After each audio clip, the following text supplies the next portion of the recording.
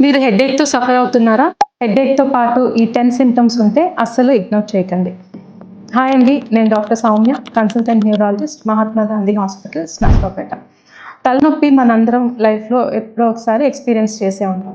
కామన్‌గా తలనొప్పి migraine వలనో, muscle strain వలనో, సరిగ్గా నిద్రపోకపోవడం వలన వస్తుంది. కానీ ఈ 10 సింప్టమ్స్ ఉన్నప్పుడు తలనొప్పిని అస్సలు ఇగ్నోర్ చేయకూడదండి.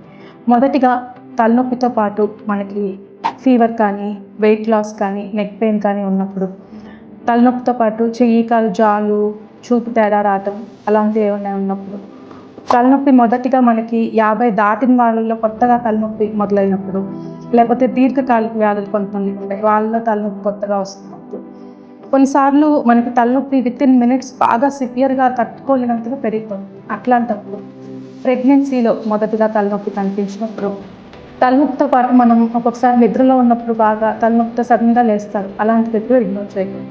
కొన్నిసార్లు బాగా తుమ్మినప్పుడు, దగ్గినప్పుడు సివియర్ హెడేక్ వస్తుంది. అది కూడా ఒక్కొక్కసారి బ్రెయిన్‌లో ప్రెషర్ పెరిగినప్పుడు అలా కనిపించవచ్చు. సో ఇది కూడా ఇగ్నోర్ చేయకూడదు.